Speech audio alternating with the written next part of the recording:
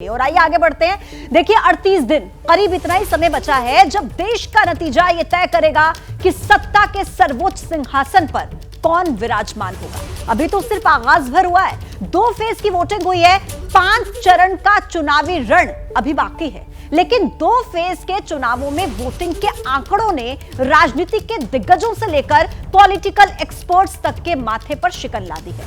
पहले फेज की तरह ही दूसरे चरण में कम वोटिंग से कई पार्टियों की चुनावी गुणा और गणित गड़बड़ाता हुआ नजर आने लगा है। अब ऐसे में सवाल यह है कि कम वोटिंग की आखिर वजह क्या है? कम मतदान से किसे नफा और किसे नुकसान है? क्या वोटर उदासीन हैं या फिर चुनाव मुद्दा विहीन है? हम इसकी पॉलिटिकल बहस में नहीं पड़ेंगे, लेकिन तथ्यों, सबूतों और तस्वीरों के साथ कम मतदान का संपूर्ण विश्लेषण जरूर करेंगे। 2 दौर में कम मतदान और तीसरे दौर के सियासी घमासान पर यह एक्सक्लूसिव रिपोर्ट आपको जरूर देखनी चाहिए।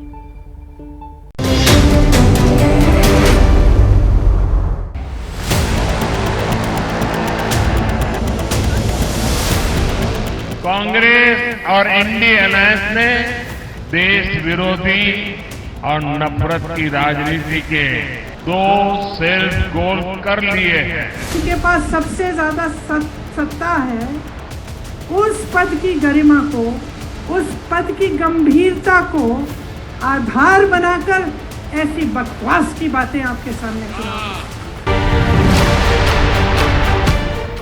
ऐसे ही वार हुए, पलटवार हुए, बार बार हुए और अभी तो और होंगे।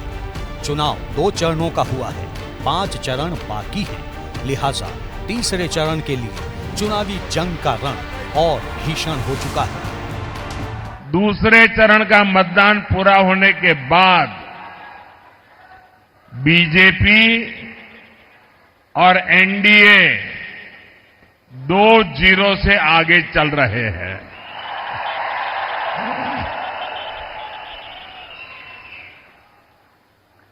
कांग्रेस और एनडीए अलायंस ने देश विरोधी और नफरत की राजनीति के 2 सेल्फ गोल कर लिए हैं और इसलिए ये पक्का हो गया है, फिर एक बार तीसरे दौर के लिए धुआंधार प्रचार करने प्रधानमंत्री नरेंद्र मोदी मैदान में उतर चुके हैं। महाराष्ट्र के कोल्हापुर में रैली की और कांग्रेस को जमकर कोसा। जैसे ही कांग्रेस पार्टी और उसके दोस्तों को ये एहसास हुआ कि वो विकास के ट्रैक रिकॉर्ड में एनडीए की बराबरी नहीं कर सकते, उन्होंने अपनी रणनीति बदल ली। इसलिए इंडिया अलायंस वालों ने खुलकर देश विरोधी एजेंडा और तुष्टीकरण के हथकंडों का इस्तेमाल करना शुरू कर दिया है। महाराष्ट्र के अलावा पीएम मोदी ने गोवा में भी रैली की। अमित शाह ने गुजरात में मोर्चा संभाला, पब्लिक को कांग्रेस का दौर याद दिलाया। कमરના નિશાન પર બટન દબાવશો, બંને ચરણમાં રાહુલ બાબાના સુપડા સાફ થઈ ગયા। પૂર્વ પશ્ચિમ ઉત્તર દક્ષિણ મધ્ય જ્યાં જઈએ ત્યાં મોદી મોદી મોદી મોદી મોદીના નારા સમગ્ર દેશની અંદર ભારતીય જનતા પાર્ટીના કાર્યકર્તાઓનું સ્વાગત। 2 दौर की वोटिंग के बाद कांग्रेस ने भी तीसरे दौर की फील्डिंग सजा दी है। प्रियंका गांधी ने गुजरात के वलसाड में प्रचार किया, कहानी सुनाकर प्रधानमंत्री की बयानबाजी पर चुटकी ली। घर में शादी होती है तो शादी के समय आपने देखा होगा, मैंने बहुत बार देखा है कि हमेशा एक अंकल जी होते हैं तो कोने में बैठ जाते हैं और अपना छोटा सा दरबार लगाते हैं कि नहीं। और अंकल जी सबको अपना ज्ञान देते रहते हैं। अब देश की परिस्थिति ये हो गई है, देश के सबसे बड़े प्रधानमंत्री जी जो सबसे बड़ा पद ले रखे हैं देश में, उस पद की गरिमा को, उस पद की गंभीरता को आधार बनाकर ऐसी बकवास की बातें आपके सामने चुनौती। यूपी के सीएम योगी आदित्यनाथ फिरोजाबाद में थे। कांग्रेस और समाजवादी पार्टी पर जमकर निशाना साधा। बोले, नया भारत केवल राम मंदिर नहीं बनाता, बल्कि आतंकवादियों का राम नाम सत्य भी करता है। आज पाकिस्तान या देश का दुश्मन भारत की सीमा में नहीं घुस सकता। उसे मालूम है कि अगर उसने कुछ भी ऐसी जरूरत की जो भारत की संप्रभुता और भारत की सुरक्षा के खिलाफ होगा, तो ये नया भारत है केवल राम मंदिर ही नहीं बनाता है, आतंकवादियों का राम नाम सत्य है भी करना जानता है।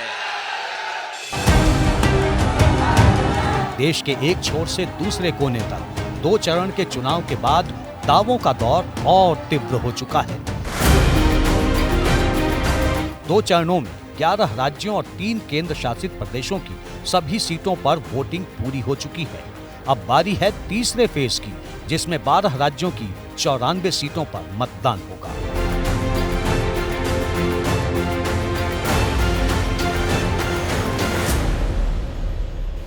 7 मई को असम की 4 सीटों, बिहार की 5, छत्तीसगढ़ की 7 सीटों के लिए वोट पड़ेंगे। इसके अलावा गोवा की 2, गुजरात की सभी 26 सीटों के लिए वोट डाले जाएंगे। कर्नाटक में 14, मध्य प्रदेश में 7, महाराष्ट्र में 11, उत्तर प्रदेश में 10, पश्चिम बंगाल में 4, दमन और दीव में 2 और जम्मू कश्मीर की 1 सीट के लिए भी 7 मई को ही मतदान है। लेकिन उससे पहले 2 दौर के मतदान में कई दिग्गजों को टेंशन दे दी है। इतना जरूर है कि दावों में बीजेपी कह रही है कि 400 पार का रूट तो क्लियर है, जबकि विरोधी कह रहे हैं कि 2 फेज की वोटिंग ने ट्रेलर ही नहीं बल्कि पूरी फिल्म दिखा दी है।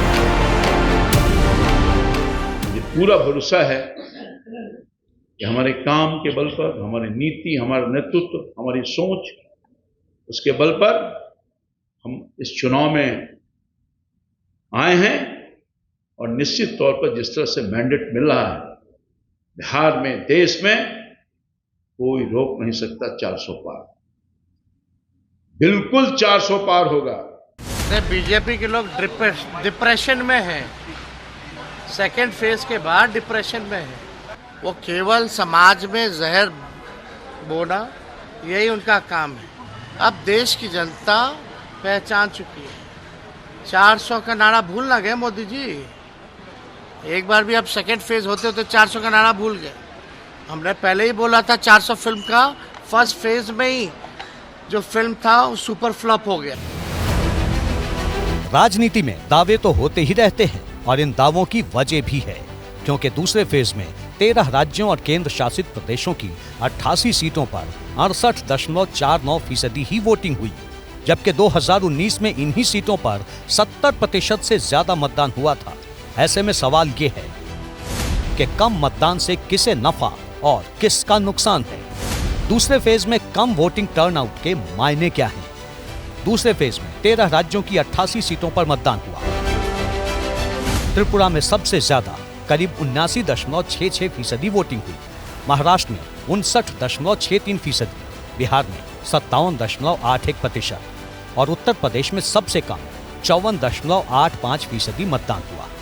जम्मू कश्मीर में 71.63% लोगों ने अपने मताधिकार का इस्तेमाल किया। कर्नाटक और केरल में 67% और 65.28% वोटिंग हुई। मध्य प्रदेश में कुल 56.6% लोगों ने मत डाला। पश्चिम बंगाल में 71.84% लोगों ने मतदान किया। खास बात यह है कि 5 साल पहले इन्हीं सीटों पर बम्पर वोटिंग हुई थी। इस दफा छत्तीसगढ़ को छोड़ दें तो देश के करीब सभी राज्यों में पिछली बार के मुकाबले कम लोग ही वोट डालने घर से निकले। जैसे ही घड़ी का काटा दोपहर 2:30 पे आए, बबीता जी का दिल सास बहू साजिश के लिए मचल जाए। और ये है इनकी बहू, पूरे दिन ऑफिस की टेंशन हो जाए गॉन, जब ये करें अपना फेवरेट शो फ्री टाइम पे ऑन। इनकी तरह आप भी देखें अपना फेवरेट शो अपने टाइम पर और डाउनलोड कीजिए एबीपी लाइव ऐप अपने स्मार्ट टीवी पर।